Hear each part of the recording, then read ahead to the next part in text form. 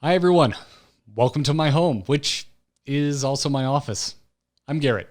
I have a small business running a podcast network. I'm in my 10th year of working with a remote team. Basically, my team members right now are currently spread around the US, Canada, and Europe. That's right, not one single person that I work with on a regular basis lives where I do. I've been getting a lot of questions about how I work from home and how to improve the quality of meeting online. When getting started working remotely, we all know you're going to need an internet-enabled device and internet access. It doesn't really matter what you're using, whether it's a laptop, a tablet, or a smartphone. As long as your device was built this century, you most likely have a camera and a microphone built right in. But how can you make yourself look more professional in this online environment? In this video, we're going to be focusing on virtual meetings and 5 things to consider when turning on your camera and microphone. To start things off, choose your microphone. We have all run into sound issues, whether you're on the phone or calling in on the computer. For cell phones, obviously, signal is key. We're working from home now. This is our turf. All of the research we put into finding the perfect spot for maximum bars, put it to use and make sure our voice is heard loud and clear.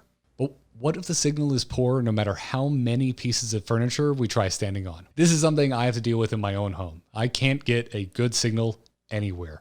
Many modern phones and carriers offer Wi-Fi calling. It's usually located in the phone settings. For iPhones, it can be found under the cellular section. Now, Android users, I don't understand how your phone works, but Google tells me you can access it through your Wi-Fi preferences. But what about computer calling? This is probably how most of us are getting work done right now. Do you have any external microphones? Headsets or desktop microphones will both yield much higher sound quality than any mic that's built into a webcam or laptop. It's very far away from you, it's very small, and they're not very well made. If you don't have access to an external microphone, don't worry. Do your best to keep any internal microphones away from things like computer fans or open windows. This is going to help a ton with wind noise, which is a really common issue with internal mics. Which brings us to tip number 2. The mute button is your friend. Some of us live near busy roads. Maybe we share our home workspace with fuzzy coworkers that like to crash meetings. And eventually, we all need to clear our throat. Whether calling in from your phone or connecting via computer, we can mute our microphone. Anytime I am introduced to a new video conferencing app, the mute button is the first thing that I go and locate. Nobody needs to hear my chihuahuas or know when the Amazon truck showed up. Think of it as remote etiquette. If we need to clear our throat in an in-person meeting, that's expected. You only have so many options, and there's distance between us and our coworkers. It's not that loud. But coughing into a microphone, that is always a very loud experience for everyone on the call. So please, do those of us using headphones a favor and hit that mute button. Which brings us to tip number 3. Use lights to your advantage. With so many free and affordable options on the market, we're bound to be asked to turn on our camera for a virtual face-to-face. An easy way to look more professional is to consider our lighting. Most VoIP services let us monitor our webcams in the settings, or you can just use your webcam software. This way we can see how the lighting in different locations look around our home before getting into the next meeting. Now, don't worry. We don't need to go into storage and find our old umbrella lights from when we took that one summer photography course. Most windows during daytime should let enough light in so that we don't look like we're calling in from a cave made of drywall. Also, adjusting blinds and drapes can help us control the intensity of natural light. Working from the kitchen table, hanging light fixtures tend to have a lot of bulbs. Is it on a dimmer? Awesome. You have even more control over the intensity of the light. Try different seats around the table.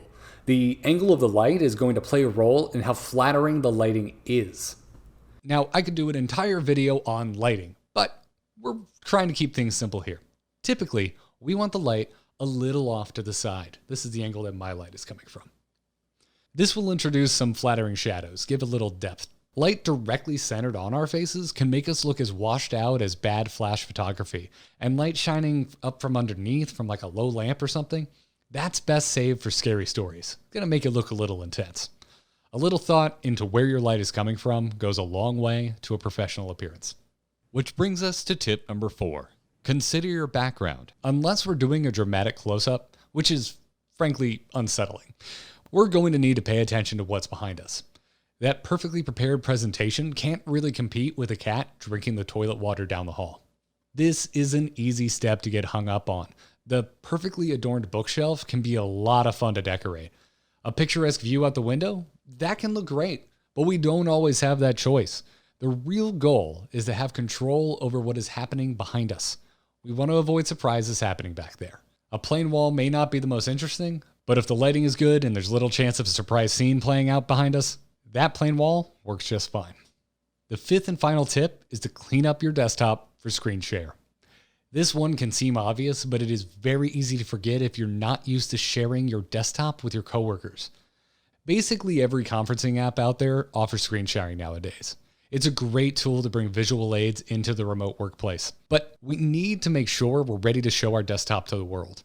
This is a really good excuse to finally get our desktop organized. Go ahead, move those cluttered files to the folders they belong in, move unnecessary shortcuts into the trash, and maybe it's time to rethink our wallpaper.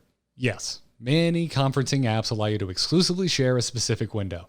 This is exactly what you should do. We do, however, want to prepare for accidentally sharing our entire monitor. That brings us to the end of this video. Let me know how working remotely is going for you. Any roadblocks that have you stumped? Leave a comment below. I might be able to cover them on a future video. And please like and subscribe for more videos like these and to keep up to date with how the Arrowhead Center is helping clients build their businesses. Thanks for watching. I'll see you next time.